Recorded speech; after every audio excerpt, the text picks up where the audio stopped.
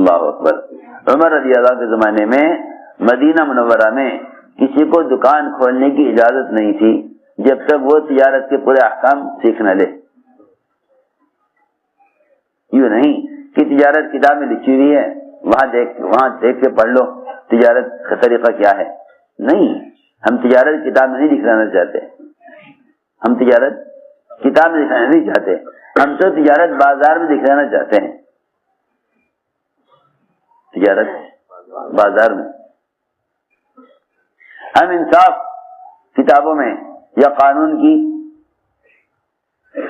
دستاویزات میں نہیں دکھانا چاہتے. ہم تو قانون جو ہے, ہم تو انصاف عدالت میں دکھانا چاہتے ہیں. انصاف عدالت میں. اس زمانے میں ایک بڑی غلط سوچ یہ ہے کہ بھئی علم تو کتابوں میں ہے, حالانکہ کتابوں میں علم کا ہونا کیا کمال ہے. حضور اکرم صلی اللہ علیہ وسلم کے زمانے میں علم کتابوں میں نہیں تھا, کتابیں بہت بعد میں لکھی گئی,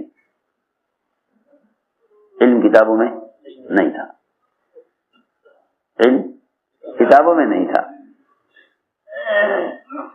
علم کتابوں میں نہیں تھا, بلکہ مسلمان کے عمل سے اسلام سمجھ میں آتا تھا. مسلمان کے عمل سے اسلام سمجھ میں آتا تھا, مسلمان کے عمل سے اسلام سمجھ میں آتا تھا. بازار میں جاتے تو وہاں ان کو صحیح ناپ تول عملی طور پر نظر آتی. عدالت میں جاتے تو وہاں ان کو انصاف نظر آتا. علی رضی اللہ تعالی عنہ, ان کا جھگڑا ہو گیا ایک یہودی کے ساتھ, ایک یہودی کے ساتھ جھگڑا کس پر کہ جھگڑا تھا ایک زرہ پر. حضرت علی فرماتے تھے یہ زرہ میری ہے. یہودی کہتا تھا نہیں آپ غلط کہہ رہے ہیں, زرہ میری ہے. فرمایا چلو عدالت میں, چلو عدالت میں چلو, قاضی فیصلہ کرے گا.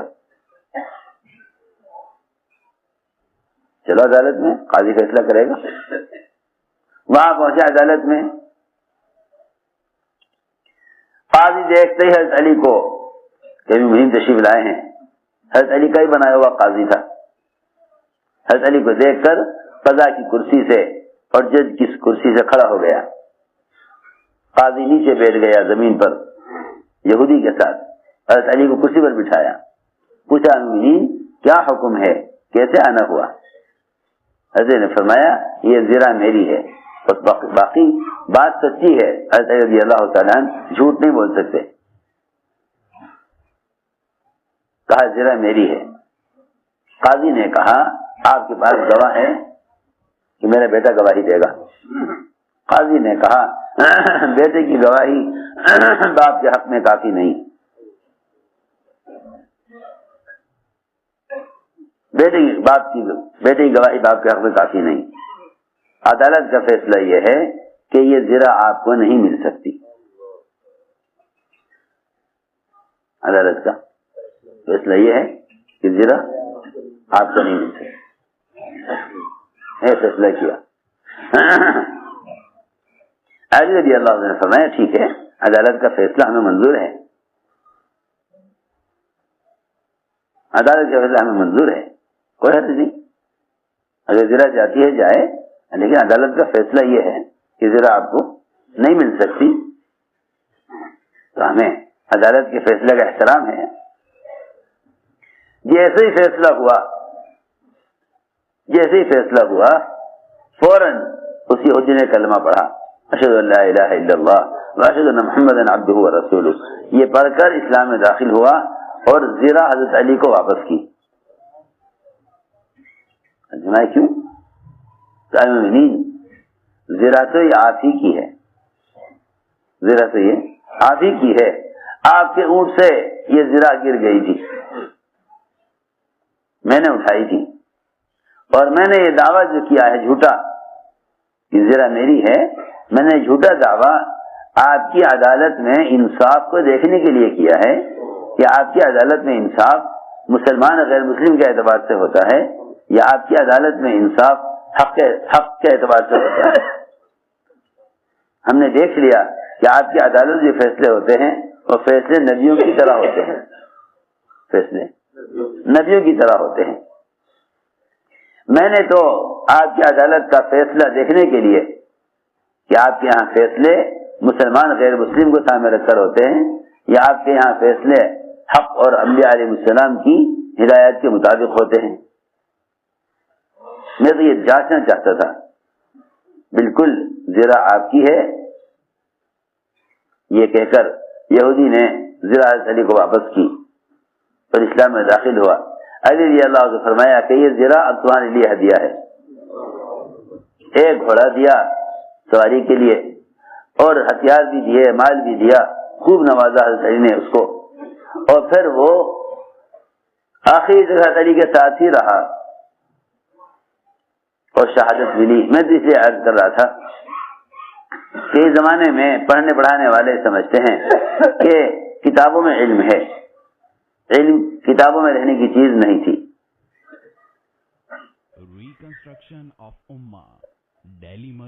بلکہ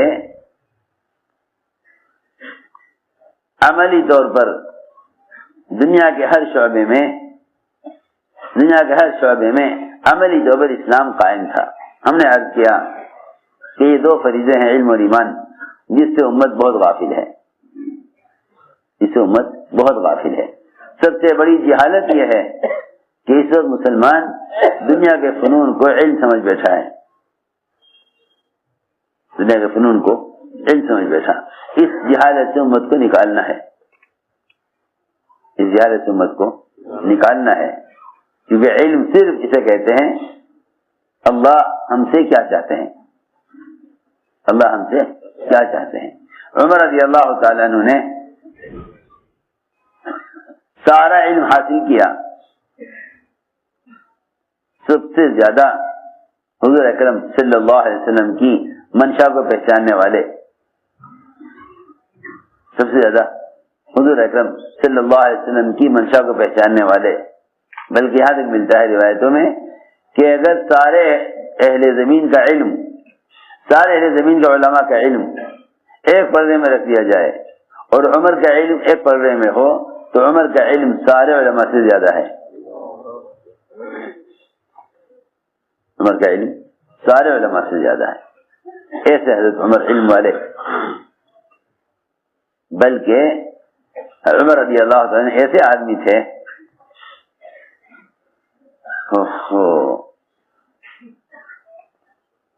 میں عرض کر رہا تھا کہ قبر میں زبان معلومات پر نہیں چلے گی بلکہ یقین پر چلے گی۔ عمر رضی اللہ تعالیٰ عنہ اس یقین کے اعتبار سے اس درجے کے ہیں کہ حضور اکرم صلی اللہ علیہ وسلم نے جب قبر کا خوفناک منظر عمر کے سامنے رکھا، بڑا خوفناک منظر، کہا عمر قبر میں تجھ سے سوالات ہوں گے، یہ 3 سوال، اور عمر یاد رکھ تجھ سے سوالات کرنے والے آئیں گے قبر میں، ان کی آواز بجلی کے کڑک کی طرح ہوگی، جیسے بجلی آسمان میں کڑکتی ہے ایسی ان کی آواز ہوگی، اور جیسی بجلی آسمان پر چمکتی ہے ایسی ان کی آنکھیں ہوں گی،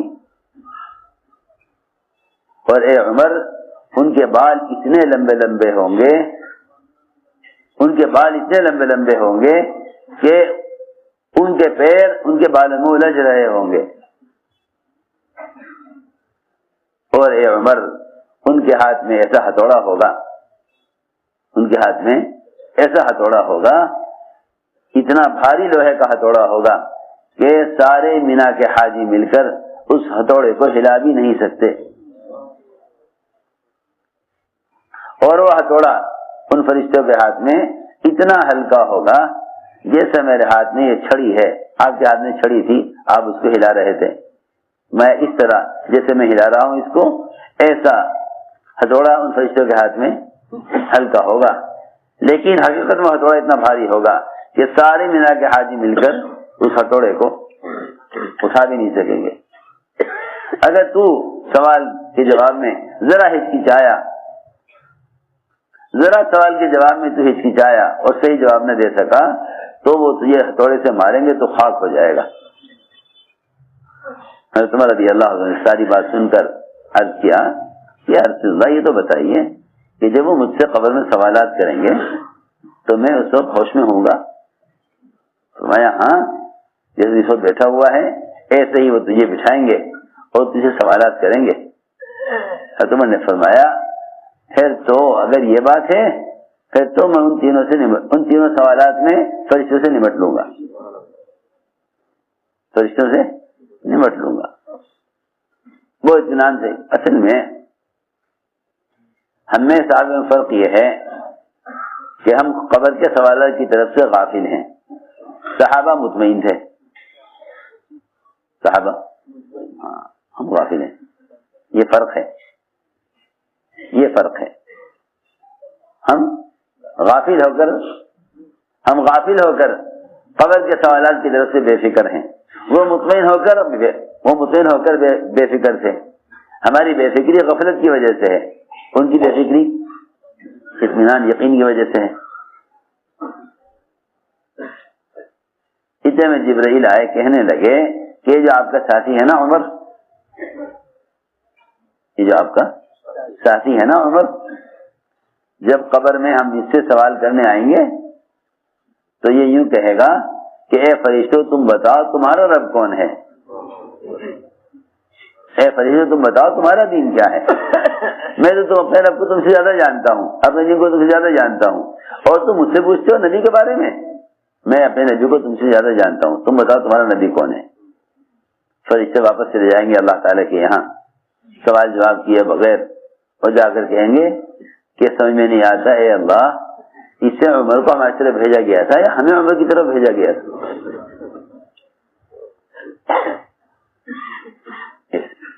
ایسے ہوتے ہیں امتحان کی تیاری کرنے والے۔ یہ تو بیچارے طلبا کتاب کی عبارت یاد کر لیں، پھر اس کا مفہوم سمجھ لیں، پھر کتاب بند کر کے امتحان میں جواب صحیح دے دیں، نمبر اول آ جائیں، اور پوری دنیا میں پکڑتے پھریں کہ ہم بڑی صلاحیت والے ہیں، ہم بڑی استعداد والے ہیں۔ یہ کوئی امتحان ہے؟ یہ کوئی امتحان ہے؟ کیوں نہیں؟ اوہو یہ تو ذہانت کا امتحان ہے، ذہانت کا، یہ ذہانت کا امتحان ہے۔ جتنے امتحانات مدرسے میں ہوتے ہیں نا طلبا کے، اول نمبر سے پاس ہوتے ہیں اور ان کو تمغے ملتے ہیں اور انہیں سند دی جاتی ہے اور ان کی صلاحیتوں کے اعلانات ہوتے ہیں، اور لوگ کہتے ہیں ہاں جی فلاں صاحب بڑے باصلاحیت ہیں، انہیں ہمارے مدرسے میں بھیج دو۔ یہ تو سارے امتحانات ذہانت کے ہوئے ہیں، سارے امتحانات ذہانت کے ہیں، یہ کوئی امتحان نہیں ہے، اور یہ امتحان کا سنت طریقہ بھی نہیں ہے۔ جی ہاں، مدرسوں میں کیا ہوتے ہیں طلبا کے امتحان، جیسے مدرسے میں ہوتے ہیں ایسے کالج اسکول میں بھی ہوتے ہیں۔ جی ہاں، وہ بیچارے دنیا کی کتابیں پڑھتے ہیں، پڑھنے کے بعد پھر انہیں ایک کمرے بٹھا دیا جاتا ہے، کتابیں ان کے پاس ہوتی نہیں ہیں، انہیں کتابوں میں سے 3 4 6 8 سوال لکھ کے دے دیے جاتے ہیں کہ انہیں حل کر دو۔ یہ طریقہ ہے امتحان کا، یہ کوئی امتحان ہی نہیں، یہ کوئی امتحان ہی نہیں ہے۔ جو ذہین ہوگا، دماغ ذرا تیز ہوگا، وہ جواب دے دے گا اپنی معلومات سے، اور جسے خبر نہیں ہوگی وہ کہے گا میں نہیں جانتا۔ ذرا غور کرو سب مل کر کہ حضور اکرم صلی اللہ علیہ وسلم نے اپنے صحابہ کے امتحان کیسے لیا۔ نہ انہیں قلم کاغذ دیا کہ لو یہاں بیٹھ کے جوابات لکھو، بلکہ حارث بن مالک رضی اللہ تعالی عنہ ایک روایت میں عوف بن مالک رضی اللہ تعالیٰ عنہ، دونوں کے واقعات الگ الگ ہیں. سو رہے تھے مسجد میں، آپ نے آ کر نیند سے اٹھایا، اٹھاتی پہلے سوال کیا کیف اصبحت یا حارث، بتاؤ کس حال میں صبح کرتے ہیں، کس حال میں صبح کر رہے ہیں، بتاؤ کس حال میں صبح کر رہے ہیں. انہوں نے جواب دیا اصبحت مؤمنا حقا، صبح کر رہا ہوں ایمان کی حقیقت کے ساتھ. یہ تھا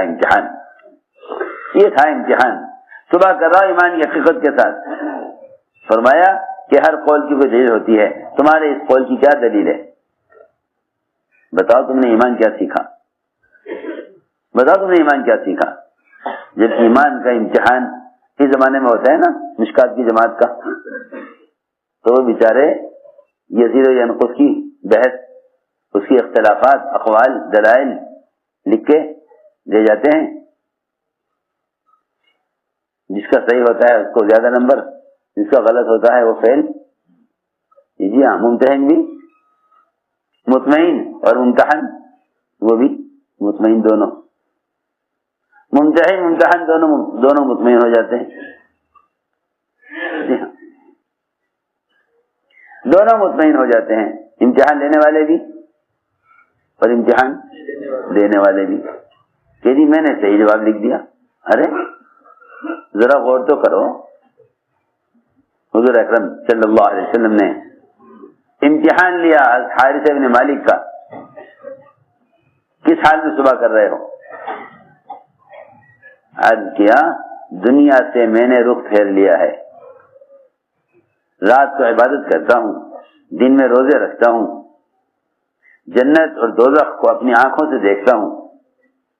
جو کچھ احوال آپ نے بتائے ہیں جہنم کے وہ میرے سامنے ہیں، اور جو کچھ آپ نے نعمت جنت کی بتلائی ہیں وہ سب میرے سامنے ہیں. حشر کا میدان اپنی آنکھوں سے دیکھ رہا ہوں، لوگوں کے ہاتھوں میں اعمال ناموں کی تقسیم اپنی آنکھوں سے دیکھ رہا ہوں، اور مجھے نظر آ رہا ہے کہ اللہ کا عرش لایا جا رہا ہے.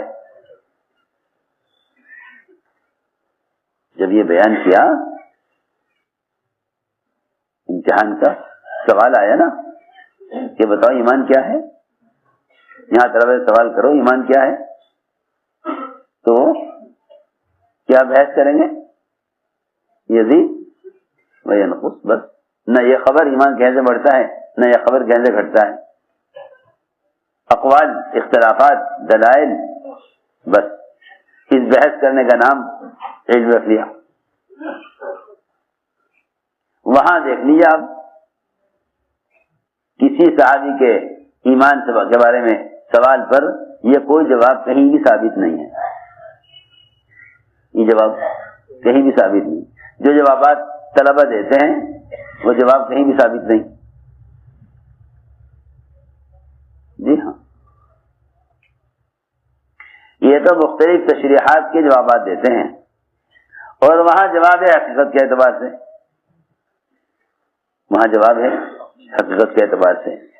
یہ قبر میں سوالات کے جواب کیوں نہ دیں اور کیوں نہ مطمئن ہوں جب یہ دنیا میں زندگی میں صحیح جواب دے رہے ہیں.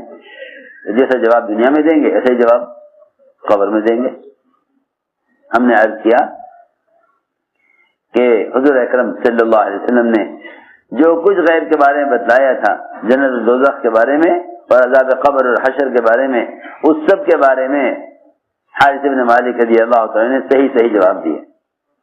آپ نے فرمایا عرفت فالزم، تمہیں معرفت حاصل ہو گئی ہے، اس پر جمے رہنا، اس پر جمے رہنا. یہ نہیں کہا کہ تم ایمان سے فارغ ہو گئے ہو عمل کرتے رہنا، فرمایا اس پر جمے رہنا، کیونکہ ایمان اتنا جلدی نکل جاتا ہے مومن کے اندر سے جتنا جلدی بھگوڑا اونٹ اپنی رسی سے نکل کر غائب ہو جاتا ہے، اس سے جلدی ایمان غائب ہو جاتا ہے. ہم نے عرض کیا کہ ایک ذہانت کا علم ہے، ایک دل کا علم ہے، ایک دل کا علم. دل کے علم پر سارے اعضاء حکم پر چلیں گے اگر دل کا علم ہے، اور اگر دماغ کا علم ہے تو صرف زبان چلے گی، اس کے بدن سے نکلنے والے اعمال سے علم ظاہر نہ ہوگا. اس کی زبان علم پر چلے گی لوگ کہیں گے یہ بڑے علامہ ہیں.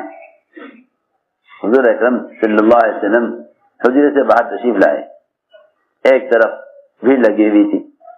آپ نے پوچھا یہ کیا ہو رہا ہے, بھیڑ کیسی جمع ہے؟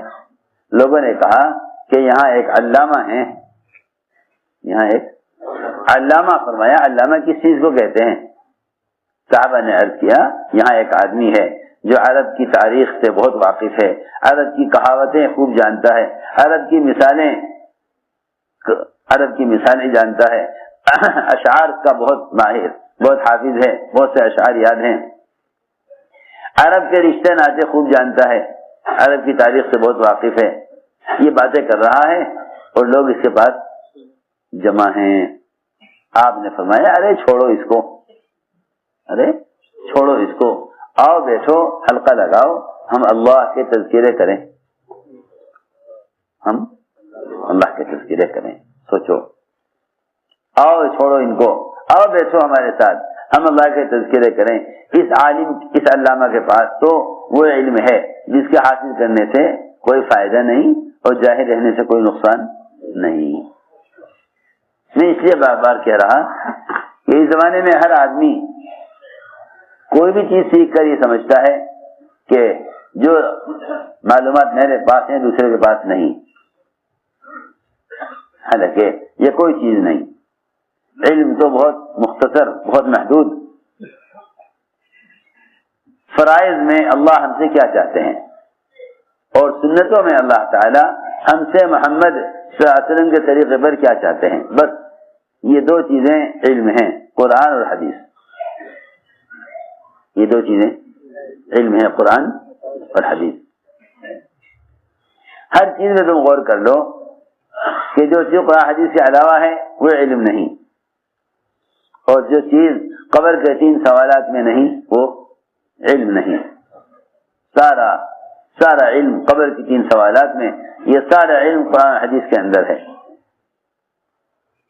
لیکن وہی بات ہے کہ زمانے کا مسلمان یہ سمجھتا ہے کہ دنیا کے فنون علم ہیں, انہیں علم سمجھ کر حاصل کرتا ہے, ان کو علم سمجھ کر حاصل کرتا ہے. اس کو میں عرض کر رہا تھا کہ عمر رضی اللہ تعالی عنہ اس درجے کے عالم تھے کہ فرشتے ان کی زبان پر بولتے تھے, فرشتے ان کی زبان پر بولتے تھے. جب اتنا علم حاصل کر لیا, سنت کو بھی سمجھ لیا, قرآن کو بھی سمجھ لیا, بلکہ اللہ تعالی سے کہہ کر حلال چیز کو حضرت عمر حرام کرایا کرتے تھے, کیونکہ وہ اس زمانے کے مسلمان تو بیچارے ایسے ہیں کہ وہ ایک حرام چیز کو حلال کرنے کی کوشش کریں گے اور حرام چیز کو حلال کرنے کے لیے دلائل تلاش کریں گے. کسی طرح یہ ایک حرام چیز ہے, یہ کسی طرح حلال ہو جائے تاکہ مسلمانوں کو سہولت ہو جائے. جی ہاں, آپ دیکھیں گے مختلف قسم کی چیزیں جن کے حرام ہونے پر, جن کا حرام ہونا ظاہر ہو رہا ہو, کوشش کریں گے کسی طرح یہ حلال ہو جائیں. تجارت میں کمائی کی شکلوں میں مختلف قسم کی حکومت کی اسکیمیں, جس میں رعایا کو اور پبلک کو مختلف قسم کی سہولتیں ملیں. ہر سمجھتے تھے ہمیشہ باطل اس کوشش میں رہے گا, ہمیشہ باطل اس کوشش میں رہے گا کہ مسلمانوں کو کمائی کے نقشوں میں سہولت کے راستے دکھلائے اور ان سہولت کے راستوں میں حرام مال داخل کر دے گا تاکہ مسلمان کسی طرح حرام کھانے پر آ جائے. کیونکہ ہر سمجھتے تھے مسلمان سے زیادہ غیروں کو یقین تھا, مسلمان سے زیادہ غیروں کو یقین تھا کہ اگر ان کو حرام کھلا دیا گیا تو ان کی دعائیں قبول نہ ہوں گی, پھر ہم آرام سے رہیں گے, پھر ہم آرام سے رہیں گے. اگر یہ دعائیں قبول ہونے لگی, اگر ان کی دعائیں قبول ہونے لگی تو پھر یہ ہم سے جیت نہیں سکتے, پھر یہ ہم سے جیت جائیں گے, اور اگر یہ دعائیں قبول نہ ہوئی پھر یہ ہم سے جیت نہ سکیں گے. تو میں نے عرض کیا کہ باطل اس کوشش میں رہتا ہے کسی طرح ان معاش اور اسباب کے راستے سے مسلمان کے پیٹ میں حرام پہنچ جائے. اس زمانے کے مسلمان جتنے بھی دنیا کے اسباب ہیں